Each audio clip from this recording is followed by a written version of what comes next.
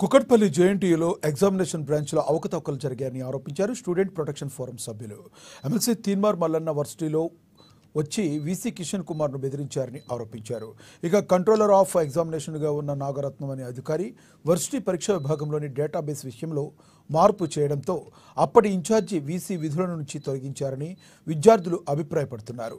ఇప్పుడు ఎమ్మెల్సీ మల్లన్న మా బీసీ బిడ్డ అని వీసీని బెదిరించడంతో మరోసారి కంట్రోలర్ ఆఫ్ ఎగ్జామినేషన్ బాధ్యతలు చేపట్టారన్నారు.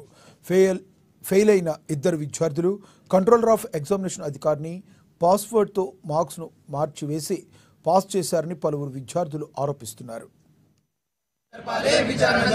నిజమైన దోషులను బయటకు తేవాలి, ఎగ్జామినేషన్ ప్రక్రియను విచారణ చేపట్టి ఎంతో ప్రతిష్టాత్మకమైనటువంటి జవహర్లాల్ నెహ్రూ సాంకేతిక విశ్వవిద్యాలయంలో ఎగ్జామినేషన్ బ్రాంచ్ కి సంబంధించినటువంటి సంఘటన ఏదైతే పత్రికల్లో వచ్చిందో విశ్వవిద్యాలయం అంతా కూడా ఒక రకమైన గందరగోళ పరిస్థితి క్రియేట్ అయింది.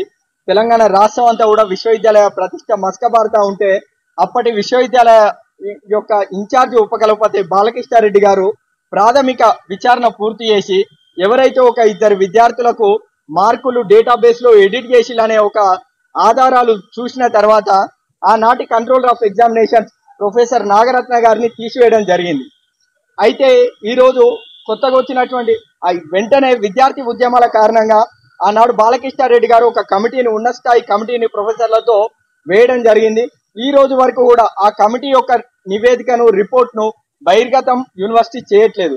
ఒకవేళ ఇప్పుడు ఉన్నటువంటి అధికారుల తప్పులేమన్నా ఉంటే లేదంటే డైరెక్టర్ ఆఫ్ ఎవల్యూషన్ గారు అరుణకుమార్ గారి తప్పులేమన్నా ఉంటే ఆ నివేదికను బహిర్గతం చేసి పలానా తప్పు నువ్వు చేసినావు కాబట్టి తీసేసినామని చెప్పాలి. దాని కారణంగా అదేమన్నా శాంటిటీ ఉంటుంది.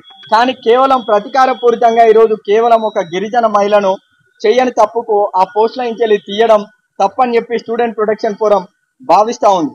ఎంతో ప్రతిష్టాత్మకమైనటువంటి జవహర్లాల్ నెహ్రూ సాంకేతిక విశ్వవిద్యాలయంలో ఎగ్జామినేషన్ బ్రాంచ్ కి సంబంధించినటువంటి సంఘటన ఏదైతే పత్రికల్లో వచ్చిందో విశ్వవిద్యాలయం అంతా కూడా ఒక రకమైన గందరగోళ పరిస్థితి క్రియేట్ అయింది.